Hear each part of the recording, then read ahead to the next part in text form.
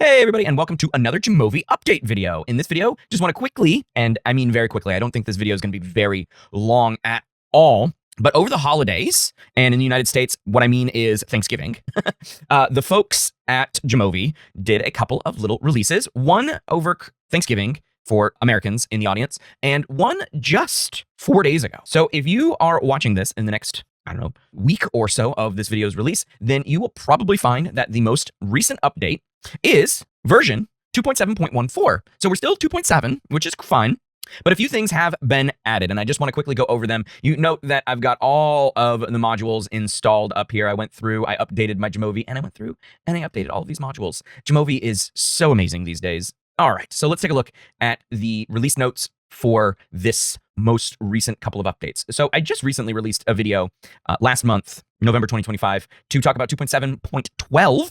But since then, we've had a couple of incremental releases as well. So you can now export to LibreOffice files.ods, open document source or something. I forget what the S stands for, but open document format is really what LibreOffice is all about. So if you are a user of LibreOffice or OpenOffice, one of those two open source free word processing, data processing, presentation suites. So if you don't pay for Microsoft Office or you don't have the iWork suite on a Mac, then you can now export. This is not an import. This is an export. Okay, export.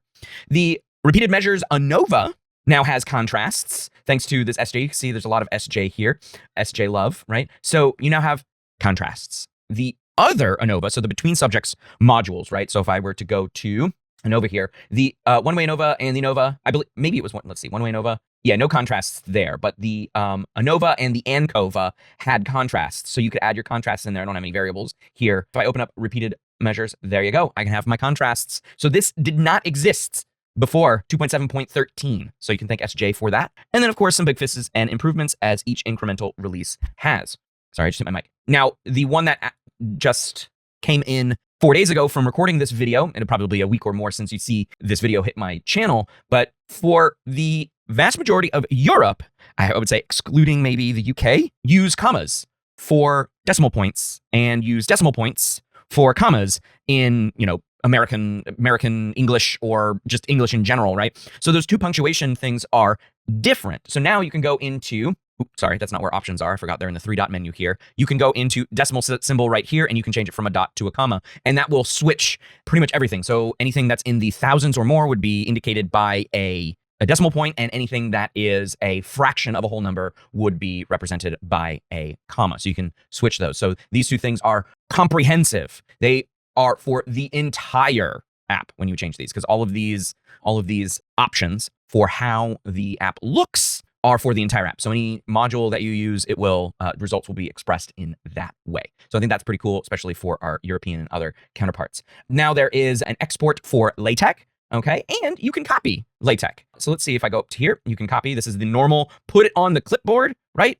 And now you can do the LaTeX copy. I don't use LaTeX, so I'm not going to show you how that looks, but take my word for it. It looks pretty decent if you are a fan of LaTeX. And then you can also just export as well, which would be up here, and to export, and you would go up and you can see all of these exports. There is the LaTeX bundle. All right, and it makes it a zip file. Very cool. So those are the updates in 2.7.13 and 2.7.14. Thanks for watching this video. If you have any comments, suggestions, or other feedback, put those in the comment section down below. Thanks for watching. I'll see you in the next one. Bye.